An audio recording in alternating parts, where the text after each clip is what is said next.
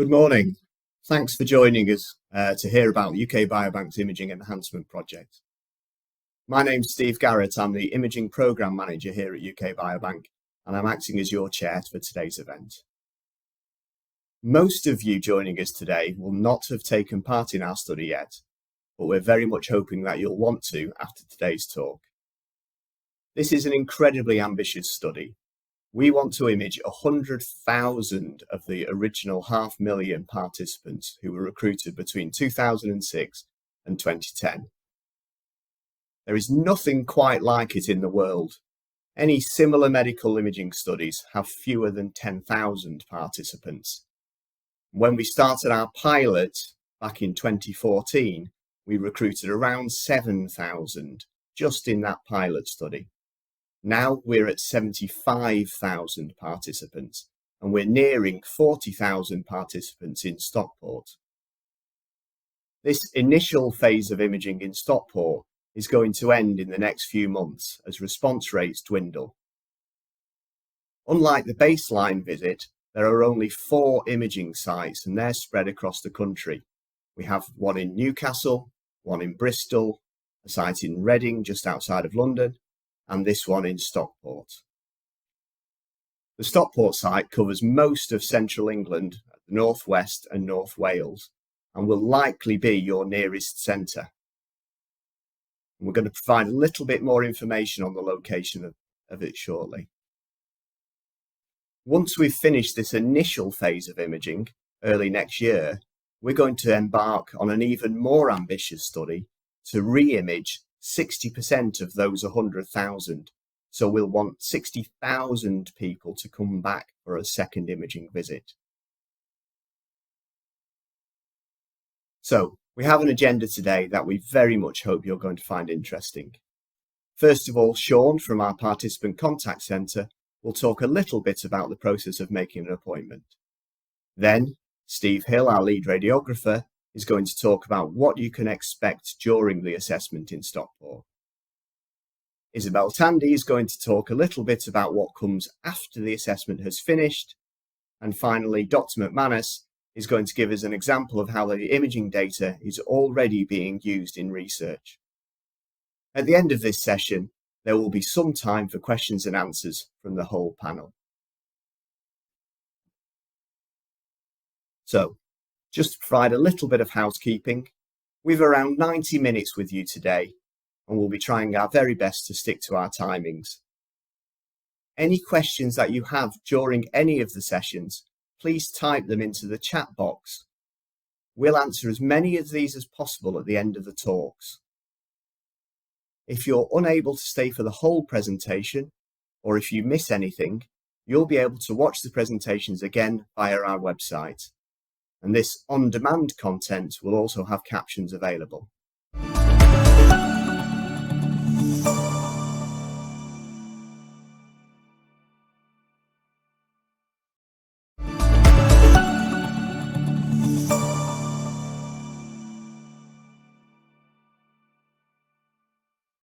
My name is Sean Dunn. I am the Deputy Manager of our Participant Resource Centre. And I'm here today to speak to you about how we assist you in taking part in the imaging study by booking your appointment and with a little flavour of what to expect before your assessment. And yeah, just to confirm, some of you will have spoken to us over the years and some of you may not have, but we're usually on hand to answer any queries that you may have about your participation. Now, many of you will have actually received an invitation already to take part in the imaging study over the years, and that invitation will have had information on what the study involves. However, if you have not got that to hand, don't worry. As you can see on the screen, there's a link there on our website for our imaging study, and that link does confirm and go over exactly what will happen during the appointment. We've made that slightly easier by also including the information leaflet in the useful link section below. So if you have a look on your screen, there should be a button below where I'm speaking, which should say imaging information leaflet. So feel free to have a read of that either during the event today or afterwards. And we've got our telephone number and our opening hours there on screen as well, should you ever wish to give our Participant Resource Centre a call with any questions. However, you shouldn't actually need to call us after the event because we will be aiming to give you a call. So that should hopefully be within by the end of this week. If we haven't got in touch with you by then, please do feel free to give us a ring next week and your call will be answered by one of our dedicated participant advisors quickly and efficiently.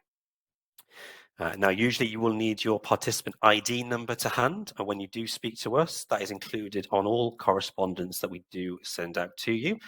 But if you don't have that to hand, when you do speak to us, don't worry, we can confirm your identity in other ways. We'll start the call by just confirming that we have the most up-to-date contact telephone numbers and email address for you. And then we'll just ask you a few basic questions just to confirm you're aware which centre you've been invited to, how long the visit is, and whether there is anyone else in the household who is a UK Biobank participant who would like to attend. We do offer double appointments where you can come along on the same time and date and attend with somebody else. Participants do often find that more convenient to attend with someone as well. We'll then just advise you that we're going to go through a medical pre-screening questionnaire, and that is just to ensure that you are safe and suitable to complete all the scans and measurements when you do attend on the day of the visit. That is really to maximise your involvement on the day, make sure you can do everything that we ask of you, and for us to get as much data as we can for our research. Now, completing that pre-screening questionnaire is all on that initial telephone call. That's just asking you a series of questions about your health and medical history. That does take around about 5 to 10 minutes per participant. That just really depends on the amount of surgeries that you've had and how complex they are. Our staff at the Participant Resource Centre are not medically trained, but they do have excellent knowledge of the eligibility criteria for the study, and they will make that process of asking you that variety of questions as painless as possible. But after this event, please do have a think about your medical history before we do contact you, especially if it's an extensive one. The more certain you are of the surgeries and procedures that you've had performed, the quicker and easier it is for our team to make the decision on that initial telephone call as to whether or not you are eligible for scanning. And if you are eligible for scanning, that's obviously the news we want, and we'll be able to go through and book an appointment for you. But unfortunately, at times, participants are not eligible for scanning, and this is usually for a couple of reasons. So number one is that we can't actually be certain that it would be safe to scan you, as participant safety, of course, is uppermost. And also the other reason, which is usually a bit more common, is the fact that we just can't rule out the possibility of there being some kind of implant used in one of your surgeries, which would show up as a potential artifact on our scanners. Please note this outcome does happen less now than it did at the outset of the project. And that's due to the ability that we now have to scan people with various types of implants that we were unable to previously. So, for example, participants with hip replacements, knee replacements, pins in toes, plates in wrists, those kinds of things. We can now scan people with those implants in place. So even if you don't think you're eligible, we do still want to reach out to you and speak to you to run through that questionnaire, as we may actually be able to scan you. That third outcome then is actually if we're not too sure on that initial call, if we can scan you or not. So sometimes we do require a bit more detailed information from you about a certain procedure, and our advisor would run through that with you on the call and provide those questions and answers to our radiography team. They'll take those away, have a look at them, and then we'll come back to you with a further call just to determine whether or not you are eligible to attend. But all being well, we will actually find you eligible on the initial call, and we'll be able to book you in for an appointment. Just in terms of the availability, we are actually open 7 days a week to scan you. and we do have times available from 8 a.m. in the morning through to 3:20 in the afternoon. And we currently actually have appointments running right up until Christmas, and we do usually book quite far in advance. Now, saying that, our team are trained to offer you any short notice appointments that we do have available, just to ensure that our centres are full and we maximise our funding. But please don't feel pressured to take those appointments if they're not convenient for you. Um, our advisors will consult with you to ensure that the appropriate time and date works for you. So if you are offered an appointment and it's for the next day, please don't feel pressured. You have to take that. We'll find whatever's suitable for you. If we're not able to find anything suitable on that initial call, we will give you a call back as soon as we have further dates and times available in our calendar. Once we've confirmed that suitable appointment time and date, we'll also just check if there are any issues that would make it difficult for you to perform some of the scans or measurements on the day. So these can be things like mobility, physical or sensory needs, any allergies, or any other forms of impairment at all. And we'll also just confirm if you do have any kinds of dietary requirements that we do need to cater for on the day. Please don't get too excited about the food that we have on offer. It is just simple sandwiches, teas and coffees, fruit and biscuits. We were able to make our funding stretch to champagne on arrival to welcome you in. And then lastly, we will just confirm that if you have any questions at all about how you're going to travel to the centre on the day, and just give you some advice on that journey. Our staff at the centre, the Participant Resource Centre, are actually just down the road, a few hundred metres away. We're located on Bird Hall Lane, so we're really a stone's throw away from the imaging centre itself. Once we've confirmed all that, our advisors will just run through some final details with you on the call, and they will then just reconfirm your appointment booking details right at the end of that call. Once that happens, you will then receive confirmation details sent out to you in the post. That is usually will arrive within sort of 1 to 2 weeks of the call that you've made for the appointment. Please do make sure that you do, of course, read that confirmation pack thoroughly. It does include that information leaflet that I referenced earlier. And it is especially important then, once you've read all that, that you do give us a call if you remember anything that we didn't cover in the medical pre-screening questionnaire, because of course that can affect your eligibility for scanning. So if you do remember any surgeries from a long time ago you perhaps forgot to mention on the call, please do just give us a ring back to check. It's also important that you let us know if you're feeling unwell in the lead up to or on the date of your appointment, or if you just can't attend. We can, of course, then look to rebook you at a time of your convenience. And the last thing then to mention really is that you will get an email reminder in the lead up to your appointment, and perhaps a text message as well. And we will also attempt to give you what we call a welcome call, which is just one of our advisors giving you a ring around about 7 days before, just to check that you are still available to attend and you do know what's going to be taking place on the day, and to answer any questions that you may have. So it's quite a simple process to book in for an appointment with us. Our advisors are all ready to speak to you. The Participant Resource Centre is open from Monday to Friday from 9 till 5. And as I said, we'll be looking to give you a ring later on this week after this event to hopefully get you booked in. We do look forward to speaking to you. Thank you. I think, Steve, it's going to be back to you.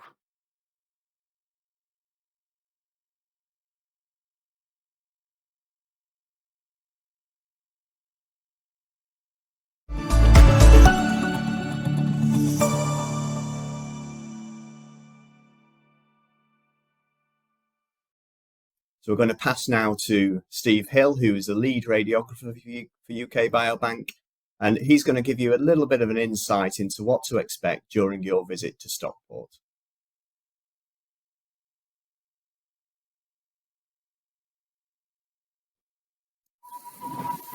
Hi, my name's Stephen Hill. I'm the lead radiographer at UK Biobank, and I've been part of the study for nearly 10 years now. I currently work as part of the team that helps the centres to run safely, and I also ensure that the data we collect is of good quality. I also engage with participants and help to answer questions or queries regarding how the study works and what it involves. I'm here to give you a brief insight into what it's like to take part in the imaging visit, and hopefully you'll consider coming to take part in the near future.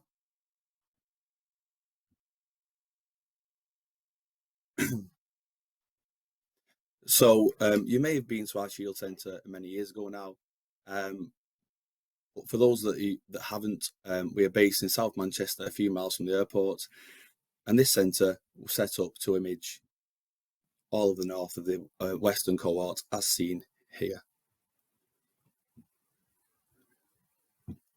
Sorry about this, it's a little bit slow.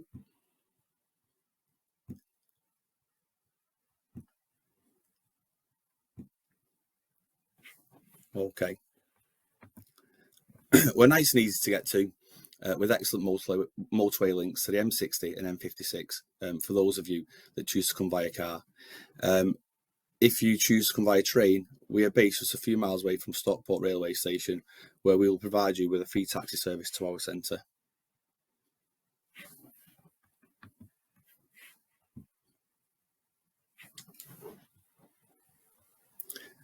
If you do come via car, don't be put off if Google Maps sends you to an industrial estate.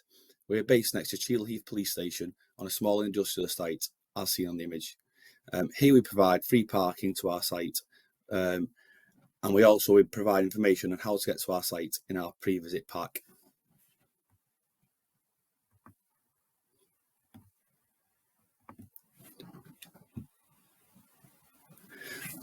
So, if you do choose to come and take part, you'll meet our lovely staff. Here in this picture, we have Fidelis. He's one of our senior team with over 10 years of experience, so you're in safe hands. Once we have welcomed you, we do a quick rerun of your eligibility and then get you changed, ready for imaging. Once changed into our glamorous gowns, we may well perform the MRI first. Our scanners are the same as those used in clinical settings, and we use wide-bore scanners with a 70cm opening. This is designed to reduce claustrophobia and make it more comfortable for yourselves.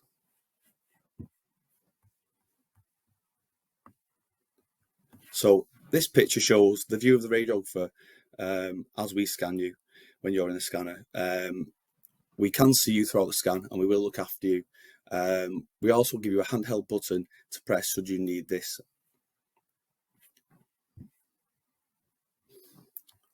We also perform a DEXA scan.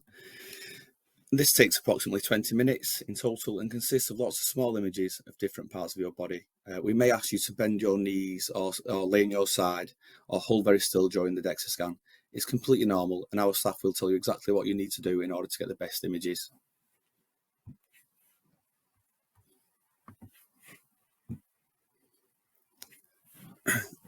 So, here we see a representation of our abdominal images when stitched together.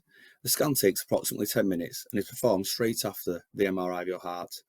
Images of this type give the researchers valuable data on things such as organ size, muscle mass, body fat and body fat distribution. So here we see an image of the heart. Our heart scan takes approximately 20 to 25 minutes. In preparation for this scan, we will hook you up to a small ECG machine to monitor your heart during the scan. We will put some small coils or pads onto your chest and we will run through some simple breathing instructions to ensure that we get the best images of your heart. We capture a mix of still images and moving images of your heart. This helps researchers assess the size and shape of the heart, as well as how the heart functions as a moving muscle.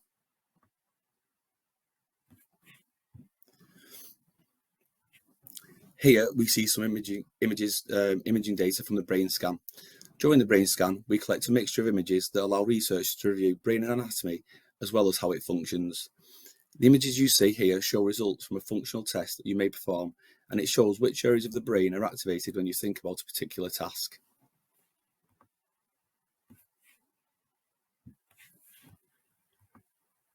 We also perform a 5-minute ultrasound scan of your carotid artery that feeds the brain with blood. This is a very easy scan for yourself. You just need to lay down, we add a little bit of jelly to your neck and use a small probe to get images. We then get a measure of the artery wall thickness as seen in the image here. This is an easy, cheap, non-invasive measure that provides researchers with a general indication of a person's cardiovascular health. Here we have a whole body DEXA image. From a data perspective, DEXA gives valuable information on people's bone density, which is known to decrease with age. Topics such as osteoporosis are a big area of interest for researchers, as they want to look into ways that we can avoid the negatives that come with this diagnosis and reduce unnecessary fractures, for instance.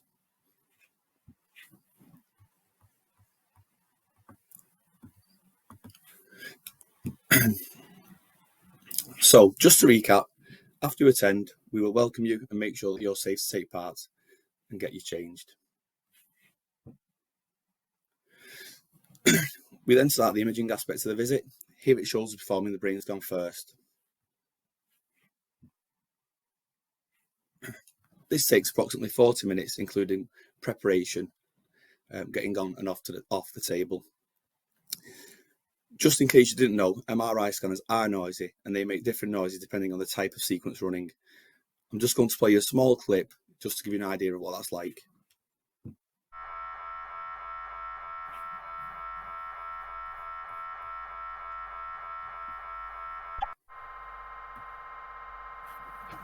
And I can't hear anything, so I'm not actually sure if it's played or not.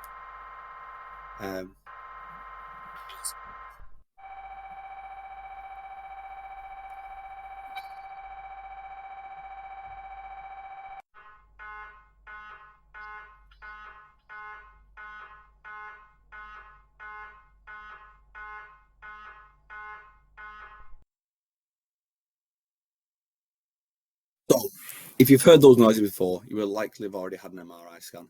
They're not easily forgotten. If you haven't, don't worry about that or be put off by those noises. They're totally normal, and you'll be provided with ear protection for all of your MRI scans. So, after the brain, you will continue with your imaging. You'll then have urine collection and blood sample collection. You'll then have a repeat of your baseline measures. And at the end of the visit, we'll provide you with some basic measures and thank you for your time. So the whole visit takes approximately 4.5 hours. And just to reiterate that if there is anything that you can't manage on the day or you don't like, don't worry about that. We will skip that one aspect of your study and carry on with the rest of the visit as long as you're happy to continue.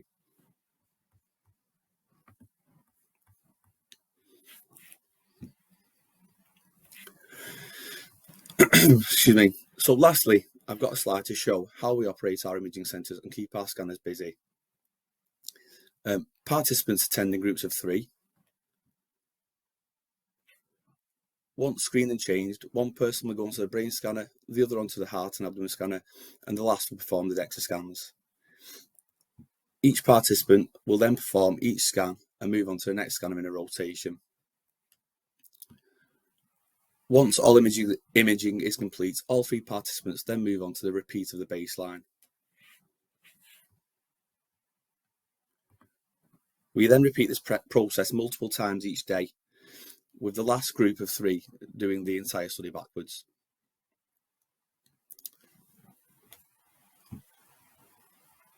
And finally, just to show that we are trying to use our funding as carefully and as efficiently as possible, we are scanning 18 people per day, 7 days per week, 345 days per year.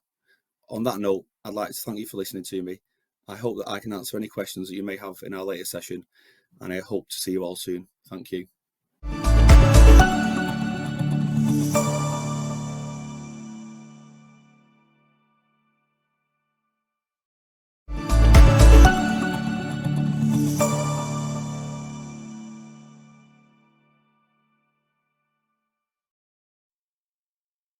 Hello, I'm Isobel Tandy and I'm the Senior Study Administrator here at UK Biobank.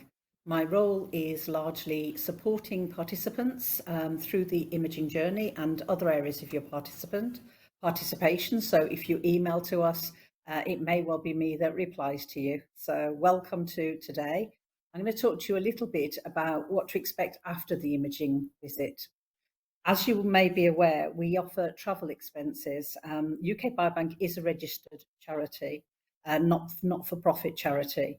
And as such, we rely on participants' goodwill to succeed and to be able to put everyone through the imaging study. We do pay travel expenses. We pay mileage at 25 pence per mile, motorbikes at 24 pence per mile, and if you cycle, we will pay you 20 pence per mile. As we've already said, there is parking at the centres for all of those vehicles. At the end of your visit, your imaging visit, the clinic staff will give you a copy of the claim form that looks something like the one you can see here. You can claim for mileage and tolls and tunnel fees. If you travel by train, underground, metro or bus, we can claim for all of those, and we would just ask that you enclose your receipts with the forms wherever you're able. There is parking available at the centre, as I think I already said, and we will give you a reply paid envelope so that you can post this form back to us. The payment is processed by my team, and you should be receiving the funds from there within 28 days, I do apologise, within 28 days of sending the form to us. And if you don't receive it in that time, please just drop us an email and we'll check out what's happened.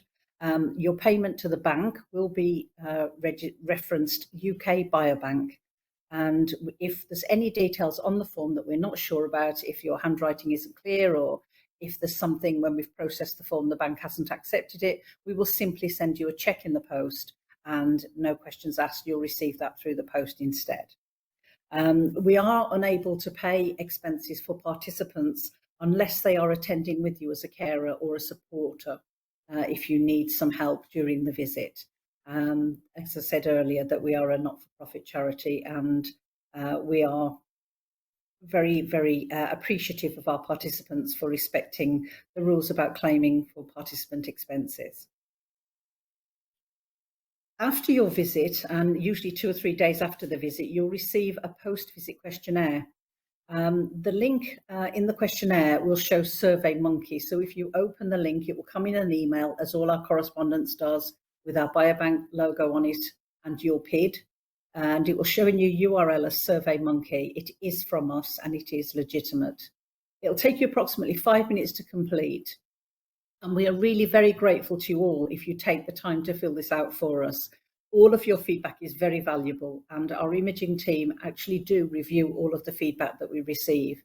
We're always hopeful that you have a great journey through the clinic, but if your experience is a little lacking on the day, we're also happy to hear about that to help us to improve our systems and the participant experience going forward. It really is important to us. So if you could take the time to fill that out, post your questionnaire, we are very, very grateful to you. Another thing to mention is incidental findings. So as you're aware, our imaging assessment is for research and it is not a health check. Our radiographers simply review the scans for the quality to ensure that they are the right quality for our researchers, but not for evidence of health problems. So they're not done on the same scale as it would be if your GP referred you for a diagnostic scan. Having said that, if one of our radiographers happened to notice a potentially serious abnormality on your scan, we will send that scan on for review by a radiologist who can confirm if it is a potentially serious incidental finding or not. If it is, we will write to your GP with some information about that, and we will also write to you to let you know that an incidental finding was found on your images. We can send copies of the scans to hospital consultants should your GP need to refer you on for further testing or for further investigation. We don't tell you about everything. We would only tell you about things that we consider to be potentially serious. So that might be, for example, if we saw something that could be a malignant tumour, or similarly another condition such as a swelling of the aorta, which is the main artery of the body, we would write to you and your GP and tell you about that. On the other hand, we wouldn't tell you if we saw something that's atypical, such as gallstones or a simple cyst or scarring. For example, scarring on the lung, which are very common in healthy people and not considered to be serious. We would not tell you about something that you're already aware of or that your GP is already aware of, something that you've told us about as part of your pre-screening and as part of the process when you go to the clinic. We don't share results with anyone other than our researchers as anonymised text, as anonymised data. We also won't send copies of any reports to you or to your doctor routinely. We will only send them in the case of a potentially serious incidental finding having been found. The imaging study leaflet, which you can see a shot of here that Sean referred to earlier, has a lot of information about incidental findings. So please do have a good read of that. And any questions that you've got about the system, you can ask when you call to make your appointment, or when we call you to make your appointment, should I say. So thank you very much for your time. And I'm going to hand you back to Steve.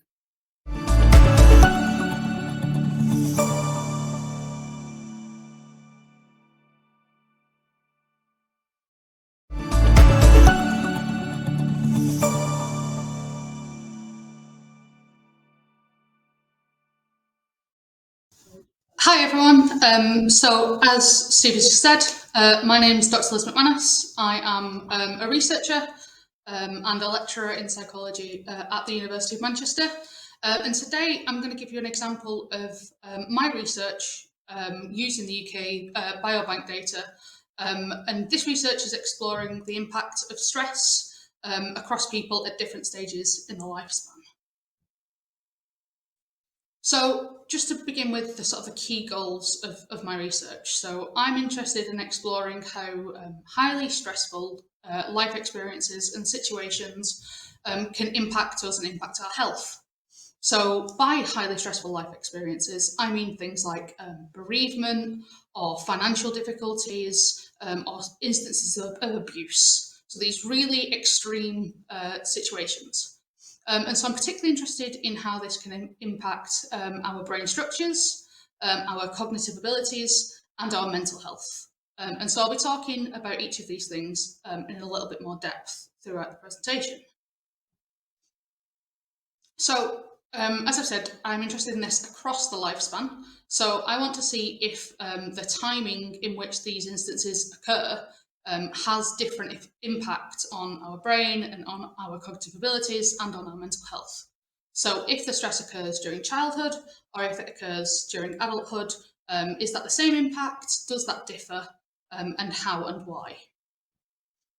I'm also interested in if this differs sort of between male and female participants. Again, the underpinning suggestion here would be that males and females have obviously different levels of sex hormones, and do these interact with our stress hormones that can lead to these differences and these alterations in our brain structures when we're experiencing these really high levels of stress.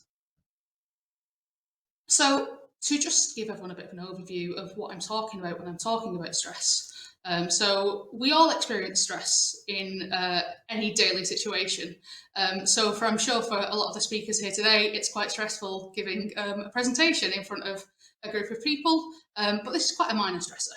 So the kinds of things I'm really interested in are these, as I say, very extreme situations, bereavement, financial issues, and so on. And so evolutionarily speaking, our bodies have a biological system that help us deal with and overcome stress in a number of different situations. So you may know this as our fight or flight response. So historically, this has been how we've escaped from being chased by a lion or being chased by a hunter. These systems that help us, give us that little bit of extra energy in the moment to get away and to survive really serious situations. Now, in modern life, there's far fewer lions to run away from, but our stress system within the body still activates in just the same way when these different social situations happen as to when sort of physical situations like that have happened. And a key difference as well is that the situations we deal with in life these days tend to be a lot more longer lasting than just sort of one acute instance of having to escape danger. So if you've suffered a bereavement, the stress and the pressure from that will continue to impact you, and it will continue to activate your bodily systems, which can potentially, if continues to activate and isn't processed or supported in the correct way, can mean that we're having these stress response systems for a long, long time and can potentially overactivate our systems. And over time, if we keep experiencing these really horrible situations in life, it can potentially lead to damage in our body.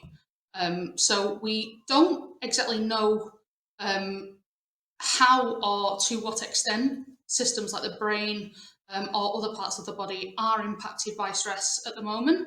But research like mine and like so much other research using the UK Biobank can help us understand how things like stress at different times in our life can impact our bodies and particularly for me, our brain. So I mentioned I was interested in cognitive abilities. And so what do I mean by cognitive abilities? I'm talking about the mental processes that we use to complete everyday tasks. So imagine, like so many people this morning, while I was making breakfast, I was making a cup of tea and some toast. And just to do these simple tasks, I'm using so many different cognitive abilities. So to start off, I need to use my long-term memory to remember where I've left everything, so where the toast is, where the mugs are, where the tea is, where the milk is, and so on. And then I still need to be using my short-term memory while I'm taking things out of the cupboard and moving things around the kitchen. I still need to remember where I'm putting those things as I'm doing it. So there's a lot of memory involved when we're doing simple tasks. We also need to use our logical reasoning skills. So which order should I do everything in? Which order makes the most sense for me to achieve the goals of my task? I also need things like my sense of time to sort of know roughly how long this should take. We need attention to be able to listen for the kettle boiling or for the toast popping up. We also need things like cognitive flexibility, which is how we change from one task to the next. And we also need our processing abilities. So as you're pouring water into a cup, your brain is constantly thinking about, okay, I need to stop around now. So instead of us sort of overflowing a cup, we're using our processing abilities to know when it is time to stop. So as you can see, all these different cognitive abilities, all these different mental processes are used to complete even the most basic everyday tasks. And these work just fine when our brains are perfectly healthy and perfectly intact. However, when our brain experiences some damage or may start to decline, potentially due to things like stress, that's when we suffer in our abilities to do all of these things. And that's where we may start to struggle to complete these simple tasks. So my research hugely benefited from the UK Biobank, particularly when COVID hit, and just particularly in general because as a researcher, we can scan maybe 20, 30 people, but to have a UK Biobank sample of 500,000 people is an enormously valuable resource for researchers like myself.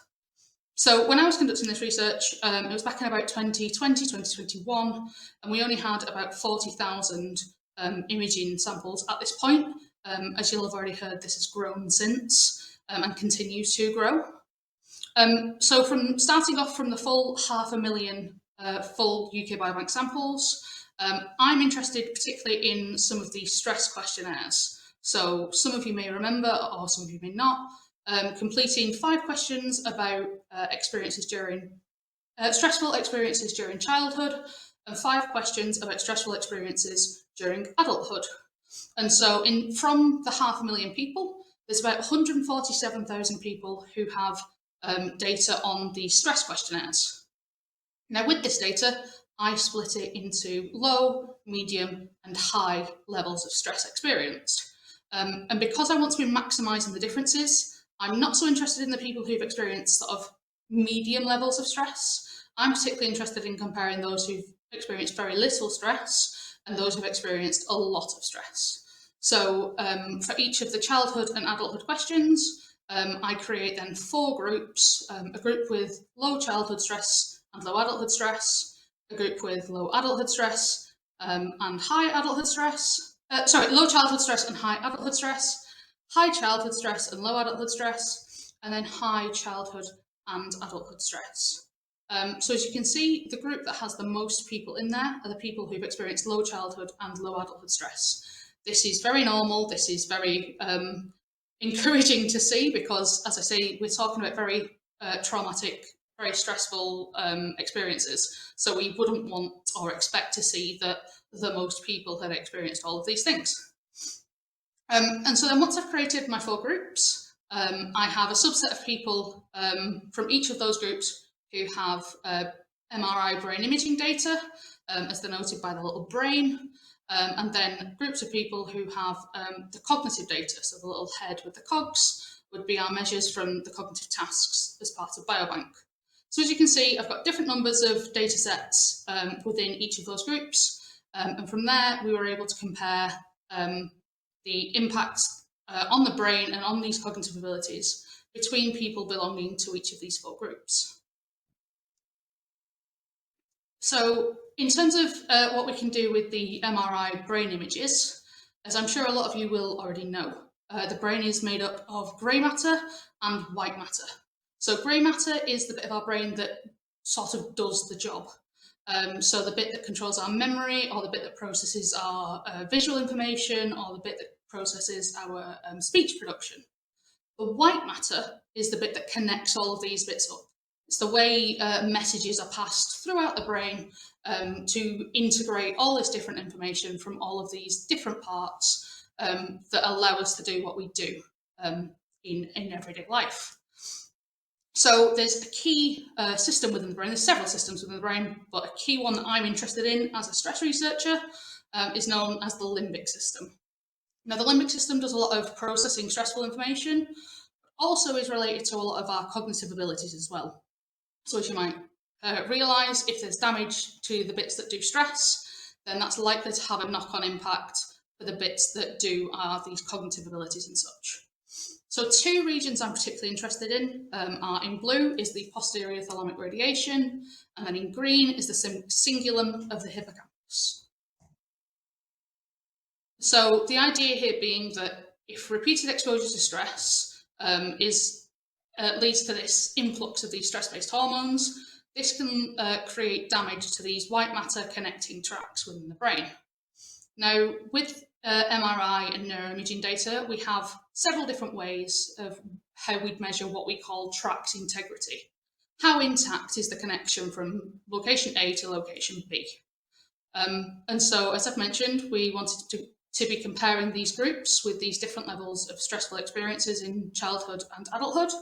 And what we see initially is that those who experience high levels of stress, when compared to those who experience lower levels of stress, show reduced structural integrity in these white matter. So there's more damage. The more stress you experience, then there's likely to be some damage to your white matter. But when looking at this analysis separately for males and females, what we see is that actually in our female sample, childhood stress seemed to have a larger impact on these white matter structures than adulthood stress did. So stress overall is problematic, but for females, childhood stress seemed to be particularly problematic. And then when looking in the male sample, it seemed that adulthood stress may be having more of an impact than childhood stress for the male sample. So what this suggests is that actually stress not only impacts everyone, but does impact males and females slightly separately, and can lead to different outcomes for males and females. And also the timing of which when stress occurs can lead to sort of differences in outcomes within the brain as well. So in terms now of cognitive impacts, so how does stress impact these cognitive abilities that I mentioned earlier? So the UK Biobank and generally in lab settings, we have several different tasks that measure all of these different cognitive abilities. Now, 2 of the tasks used within the Biobank are the symbol digit substitution task and the alphanumeric trail making task. So symbol digit substitution does a little bit what it says on the tin. So you'll see a set of numbers and a set of symbols. So in this example, the @ sign represents 1, an upside down question mark represents the number 8. So you'll then be presented with a string of different symbols, and it's your job to identify which numbers belong to which symbol. So this uses things like our short-term working memory, our processing ability, and our attention. And then for the alphanumeric trail making task, again, really simple. You begin at the number 1, and you have to find, locate, and link up 1 to A, then 2 to B, 3 to C, 4 to D. And so this is a bit of this cognitive flexibility. So this switching between numbers and letters to link them all up and make a sequence. So what we see here, again, once we're comparing our low and our high childhood and adulthood stress groups, is that we see very similar impact across the males and the females, so very little sex differences in terms of cognitive abilities. But we do see that those who experience higher levels of stress compared to those who experience lower levels of stress, they have reduced outcomes on these tasks. So again, these highest stressful situations seems to reduce our cognitive abilities like our processing speed and our cognitive flexibility. Interestingly, we see the most impact in the symbol digit substitution task for those who've experienced more adulthood stress than childhood stress. And for the alphanumeric task, the opposite is true. Those who experience more childhood stress than adulthood stress see a larger impact. So here again, it's clear that these different timings of stress have these different impacts on the brain and therefore on our cognitive abilities. So the last little relationship I want to discuss in here is the relationship between these really stressful, significant life experiences and mental health problems. So I want to be looking at this differently for males and females, and also comparing this across these two different time points of childhood and adulthood stress. And so what we see is clear relationships between increased levels of stress at both time points and number of diagnosed mental health problems. So the more stress someone experiences, the more mental health problems they will also experience. And this was shown to be true for both males and females and for both childhood and adulthood stress. This relationship, however, was the strongest in our female sample when relating their mental health problems to their childhood stress. So again, while this is true for everyone and stress at all times, it's most true for females and childhood stress. Okay, so just to really quickly summarise this whistle-stop tour of my research. So stress throughout the lifespan at these different points can have negative impacts, either on our white matter structures within our brain, or on these different cognitive abilities we have, or on our mental health outcomes. The male and female brains specifically seem to be impacted differently by stress. And also that the timing of stress, be it childhood or adulthood, can also then impact the effect of stress on both our brain and on our cognitive abilities. So this research isn't possible without all of you giving up your time and your data for the UK Biobank. So researchers like me are super grateful for you creating this resource for us. And I also do need to thank my lab who support all of this kind of research as well.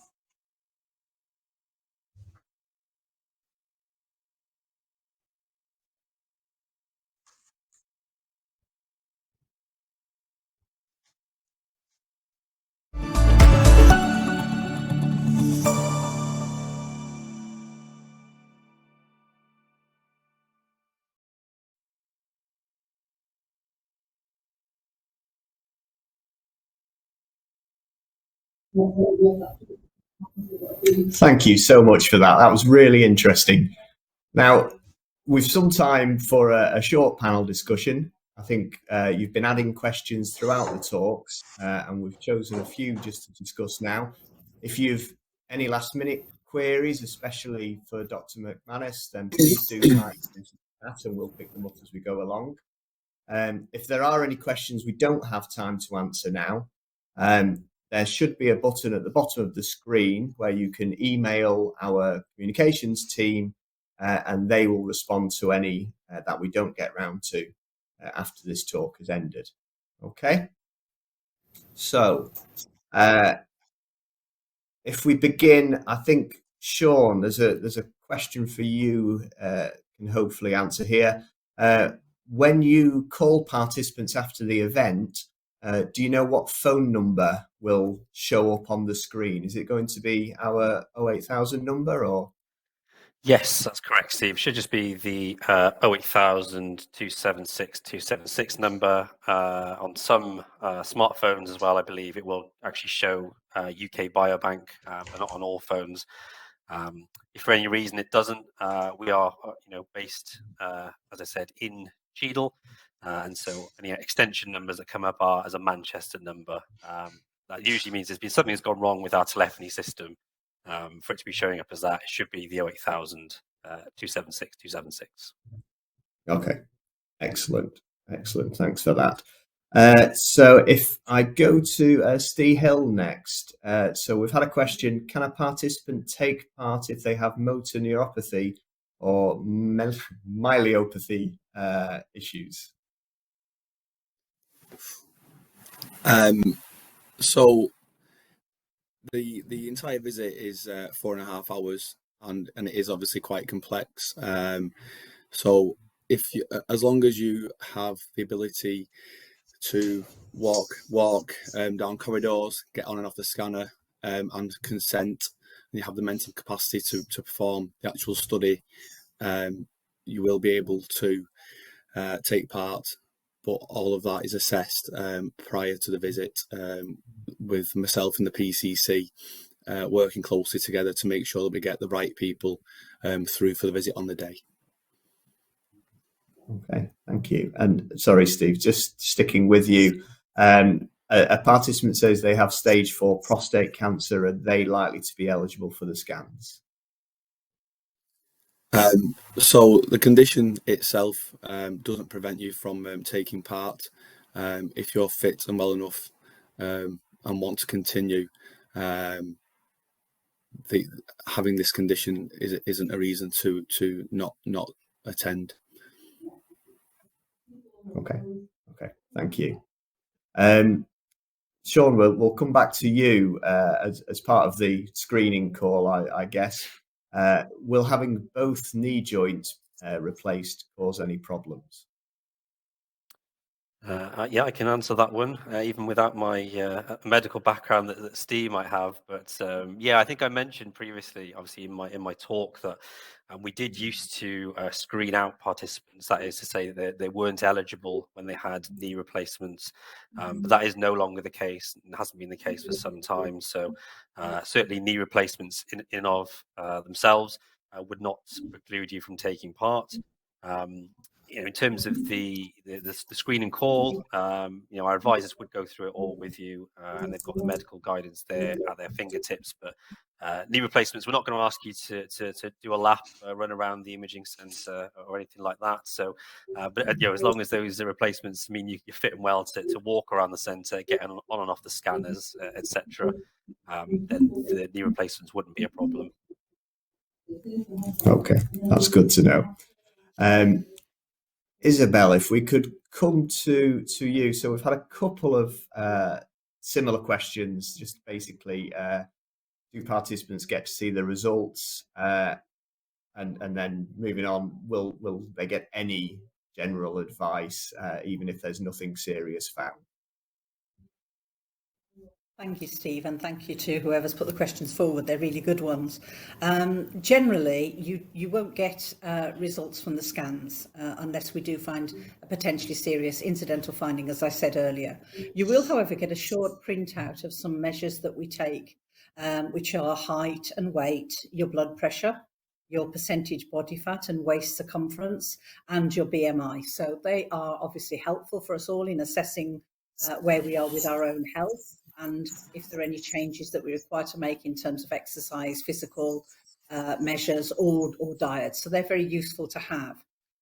We will not routinely feed scan results back, and our radiographers and the team in the clinic are not health professionals, so they won't give you health advice on your health. So we would always say to participants, any queries about your health should really be put to your GP. We'd always recommend you to talk through any concerns you have with your health with your GP as a first point of call. So I hope that answers your questions. Thanks. Thank you, Isobel. So Elizabeth, with a question for yourself. How can you be sure that childhood stress and not adult behaviour has been the influence on cognitive abilities? That is such a brilliant question. And I will caveat the start of this by saying, I'm grouping people based on their answers to these stress questionnaires. There's so many other factors that could come into play here. But as researchers, we have to do our best with what we've assumed people in each group is going to be. And so with some of the things when we're comparing these different groups, so as well as having the groups that have experienced low or high in both, we did have those two middle groups where they have experienced high childhood but low adulthood stress, and high adulthood stress but low childhood stress. So when I say things like childhood stress was the one having more impact on cognitive ability, that's because when we've compared the high childhood stress, low adulthood stress group to the low childhood and low adulthood stress, that would be the group where we've seen that difference. And perhaps the low childhood, high adulthood stress group had no differences when compared to the low both groups. So this is a lot of sort of group comparisons. Where do we see these statistically significant effects, and those kinds of things. So while we try to make the best of statistical data, it's never perfect, but these are the trends and the patterns we see in the data. Okay, thank you for that. And I suppose the more participants we have in each of those pools, the more accurate that data is likely to be. Yeah. Thanks. Okay, thank you. So I think, Steve, a question for you. Are any of our scans potentially harmful? The easy answer to that is no. We do perform a DEXA scan, which is very low dose radiation, but the dose is super low. If you go on a plane journey abroad, you're likely to get a similar dose. If you go on holiday to Cornwall, for instance, they have underlying radiation from the ground below. So yeah, in reality, we've made this very safe study. Okay, thank you. Sean, if we could come back to yourself, with a participant who says they don't want to travel alone, can they bring someone with them? Yes, the short answer to that one is a yes. We do have a waiting area in the centre where participants can bring someone with them. We do usually discourage people from bringing someone who isn't going to be completing the scans, just because of the fact that it is a 4 to 5 hour assessment. They won't be sort of going round the centre with you, sort of alongside you in the scanners, so to speak. It would just be that you'd be in that waiting area, certainly while you're doing the scanning part of the visit, which is around about an hour and a half to 2 hours. You'd be sort of going through with various members of staff. But if you do need to bring a companion with you, then we do understand that. And as Isobel mentioned, if it is a companion, if you do have any kind of need at all, any kind of disability that requires someone to be brought with you, then we can pay expenses for that. But, the advice you get from our advisors, if it's just someone dropping you off, we'd say go and have a look at the local sites. We point people towards the local Morrisons or to the Trafford Centre and advise that they come back, but they can wait in the centre if required. Okay, thank you for that. So, Isobel, I think a similar question again. So if there are any signs of dementia during the visit, would we advise participants about that? I think the answer to that is possibly no. We wouldn't. As with all of the scans, there's no output, there's no response, there's no report for you. Our teams don't instantly know, for example, what the data shows, because that often goes on to researchers for their work. So we wouldn't be in a position to advise on that. The cognitive function tests that we've been referring to aren't part of the report that we would give to you at the end of the visit. So dementia, as with any other health condition, would not be identified to you, I'm afraid to say. Thank you. Yeah, I do think that's a really important point to make. So the incidental findings policy is around findings that are found during the visit. So I guess there's similar questions about results from the sample processing or the DNA analysis that we're doing. Those wouldn't get fed back.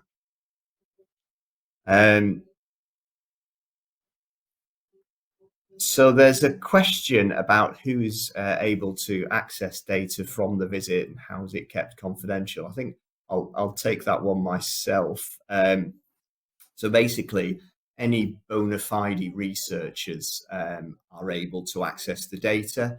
There is a process, an applications process that any researcher wanting to use the data go through, and Elizabeth will have been through that herself. And that's really just ensuring that researchers are legitimate, they are who they say they are. Researchers may be from commercial or non-commercial backgrounds. The data is open worldwide, so anybody from around the world can apply to use the data. They need to tell us what they want to use that for, and they specifically ask for the data that's required to do their research. But generally speaking, the study wants as many researchers as possible to be able to access that data.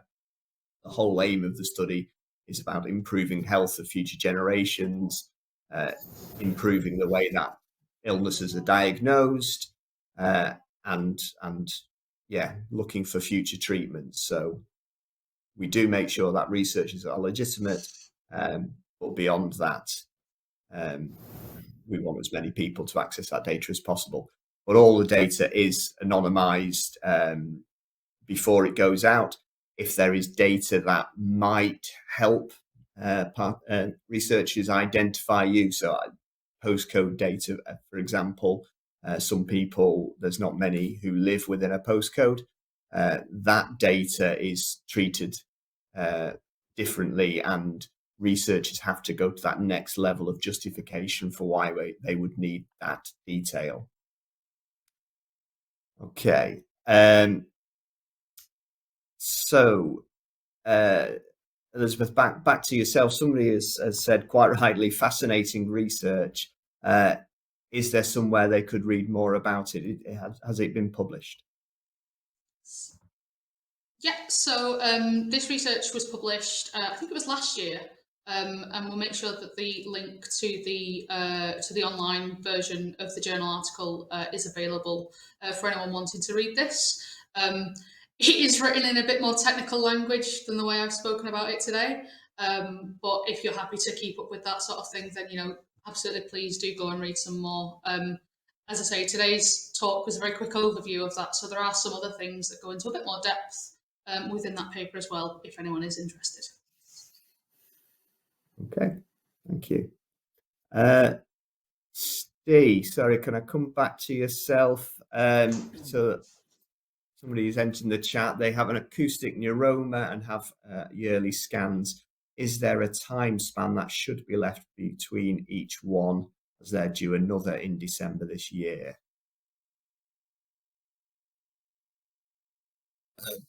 No, there's no requirement to leave a time gap between MRI scans. There are no known effects from having MRI, so you could have an MRI every day if you wanted to, although I wouldn't recommend it just because, yeah.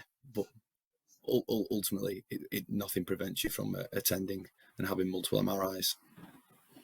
Okay, and I suppose if they were having a CT scan, we might advise a few weeks because of the DEXA, or no. I mean, ultimately, the DEXA scan is such low dose. The only thing that we would ask you to leave time for is if you are about to have a scan whereby you may be having some kind of contrast agent like an iodine injection. Obviously, that may still be residually in your body or your bloodstream. Obviously, we'd like to get clear data sets, so that's the only thing that we'd recommend that you obviously left the time for. But obviously, Sean and the PCC run through that during their booking call. Okay, thank you very much. Elizabeth, just come back to you. So I mentioned early on that we are planning to do repeat imaging, and I'm just wondering whether you've looked at any of this data in relation to time points. So we've had the baseline visit some 15 years ago. We've got this time point now, and then hopefully you'll get another time point in a few years' time. Is that of use to you? Hugely, not just me, but a lot of researchers as well. So anyone who's interested in anything like aging or the progression of brain development and such. So I could then see perhaps how your brain changes as you age, if you've had these stressful experiences or not. So let's say the change in your brain from time point 1 to time point 2, would that have changed a lot more if you've had higher levels of stress experience, or so being able to see brain change across time is hugely important. And again, similar for any of the cognitive tasks or all sorts of different data within the biobank. Seeing multiple time points is incredibly important and so fascinating for us as researchers. Okay, excellent, thank you. Isobel, I'll come back to you, but feel free to back this back if you like. But we've had a question. If anybody's had any of these sorts of scans recently outside of Biobank, are we able to access the results with consent to avoid them having to repeat? And we wouldn't generally do that. We will generally take fresh scans for that day. It helps our researchers if our data is consistent and that the images are taken on the same machine. So, for example, we've mentioned a little bit there about repeat imaging. So we would always want you to go back to the place where you had your original imaging for that visit, so that we can ensure that the data is consistent and there are no errors between machines or different aspects taken. So we wouldn't normally tap into data that already existed, because we are working not generally to a diagnostic pattern of imaging. We're looking at imaging from a research point of view. So our researchers might give us some very specific guidelines about what we focus on and how we look at those images. So it's not always useful to have scans taken in another place. So we wouldn't generally do that. Yeah, thanks, Isobel. I think it is worth pointing out, though, that although imaging that you've had done may not be useful, actually we do link back to your medical records. So we have links to secondary care data, to hospital data. We have links to cancer registries, to the death registries, and we've just actually been sending out communications to GPs in England because we're really keen to get access to primary care data. At the moment, the way that things are set up in England is GPs have to give consent individually for participants. So we're really pushing our GPs to allow us to access that sort of data. That is incredibly valuable to us as well. So I think a communication may well be going out to participants in the near future, specifically around that. So look out for that. So we've just had another question, I think, for Sean. So I'm due to have surgery. Can I still book? Thanks, Steve. Again, short answer is yes. It does depend, obviously, what surgery you are about to have, which would be, we would go through that during the pre-screening questionnaire, just to confirm it's not something that's going to make you ineligible in general. What we do have, though, is a sort of standard 6-week gap between the date of any surgery that you have and you coming to an appointment. So, to give an example, say you had your appendix removed, we'd make sure it was at least 6 weeks between the date of that operation and the date of your appointment. Obviously, if we can get you booked in before the date of any surgery as well, that obviously takes that out of the equation as well. But yeah, we give it a standard 6-week gap. And like I said, the appointments are running up until Christmas at the minute, but there will be appointments after Christmas as well, into January. So I'd just say, when we give you a call, please run through it with the advisor. Tell us exactly what the surgery is, when you're going to have it, and we should hopefully be able to still scan you and fit your appointment around when that surgery is. We obviously want to make sure that you're fully recovered from any surgery before you do attend the appointment. Absolutely. Thanks, Sean. I've had a question saying, I've not been scanned by Biobank before. Is this an issue?